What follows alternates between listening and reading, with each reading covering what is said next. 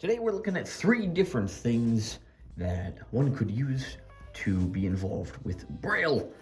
And these are things that are for a really exciting new venture that I will be getting into more in the next couple weeks. But for now, let's see what we got. From a black background, 2 teal canes crossing behind a pink atom flicker on in neon light. To the right, white words stack vertically, blind over matter. The words and logo fade to black.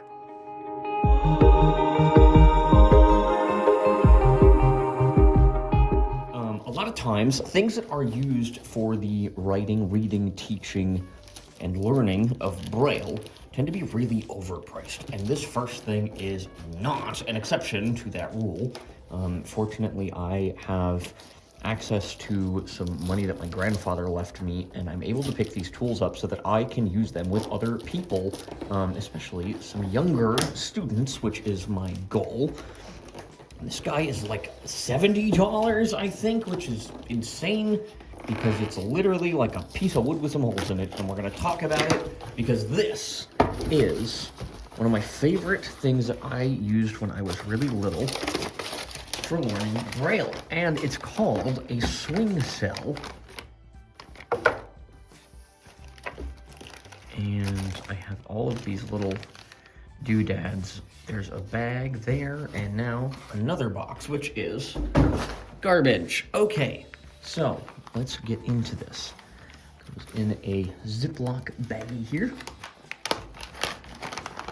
Here is the swing cell. Now, what's really cool about this wonderful machined piece of wood is that it kind of encapsulates just about everything you need to know about Braille in one device.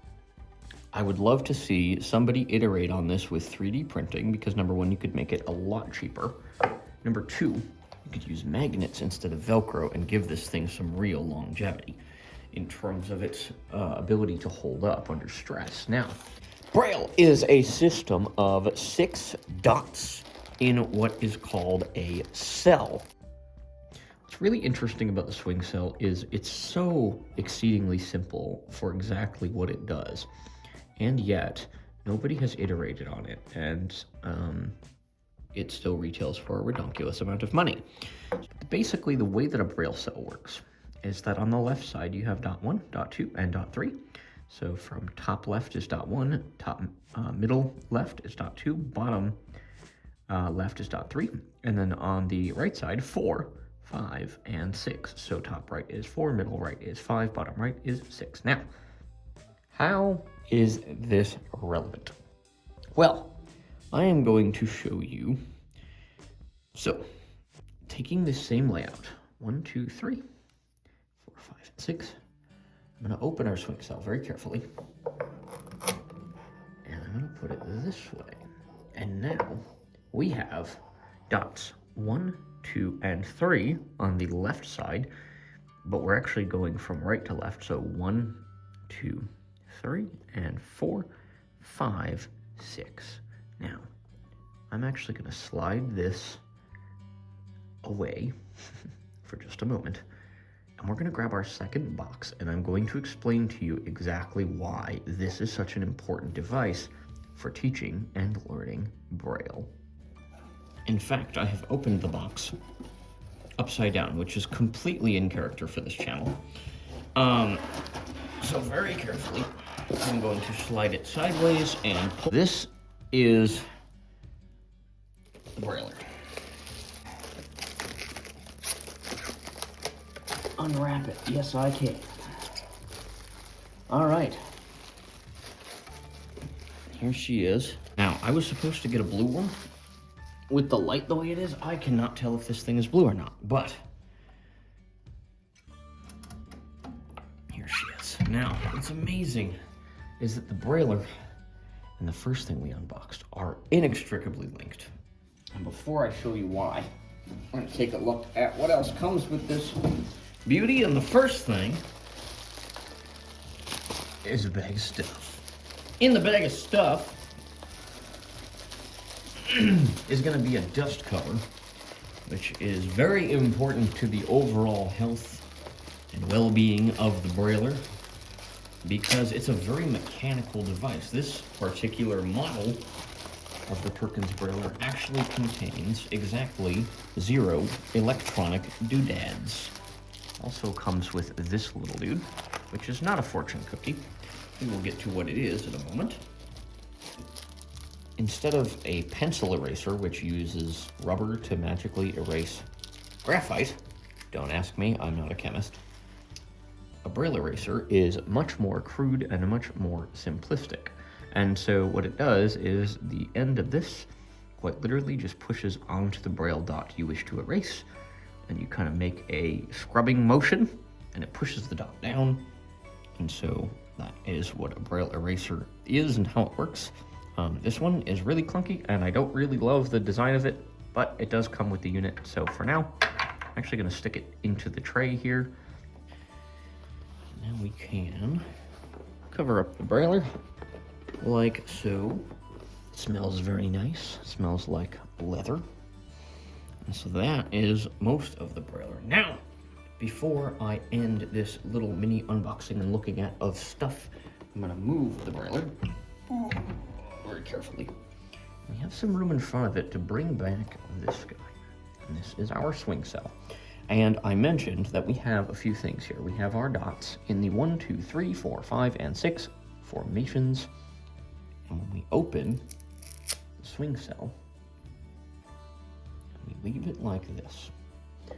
Now what I've done is I've opened the swing cell, and now our 1, 2, 3 are going to be on our left, our 4, 5, and 6 are going to be on our right. Why is that important? Because it now mirrors the layout of your Perkins Brailler. Now, why does this matter? You ask in a ridiculous voice. The reason that this matters is because now, with the swing cell, I can practice both reading and writing Braille. How does this work? Let me show you. So I'm going to put our swing cell back into our reading configuration here. And I am going to make a Braille letter X. Okay, the way I'm going to do that is I'm going to take out the middle guys here. Goodbye. We'll put them in the tray here. And now we have an X. Now, an X in Braille is written with dots 1 and 3, 4, and 6. Now, the way that we often talk about Braille dots when we talk about writing them is actually by essentially the hand on the Brailler that you use to write them in left to right order. And so if someone were to ask me, hey, how do you write the letter X in Braille? I might respond with 1, 3, 4, 6. Now, that is not code, and I'm going to show you exactly how easy it is to remember. So here's our X as you would see it or feel it on a Braille page, okay? What it basically looks like is that the 2 dots at the top of the cell exist, the 2 dots at the bottom of the cell exist, and neither dot in the middle does. Now, when I open our Braille cell, we get exactly how to write the letter X on the Perkins Brailler. So 1 and 3 are going to be with our left hand, 4 and 6 are going to be with our right. I am using, and we'll get into, I can do separate tutorials on Braille alphabet and things like that at some point if there's interest, but I'm using my pointer finger for dot 1, my ring finger for dot 3, my pointer finger for 4, and my ring finger for 6. And if I literally just lift my fingers up and transfer them, I can now make the same setup and write the letter X on the Perkins Brailler. So that is a couple of devices that will be making further appearances on the channel if there's interest, but also in my venture that I will be announcing very soon, in which I will have the opportunity to use these in person, hopefully with some young people, but also some adults willing to learn. Stay tuned to find out more information about that and so much more. I hope this was interesting for you. Take care of yourselves, take care of each other, and we'll see you soon. Peace.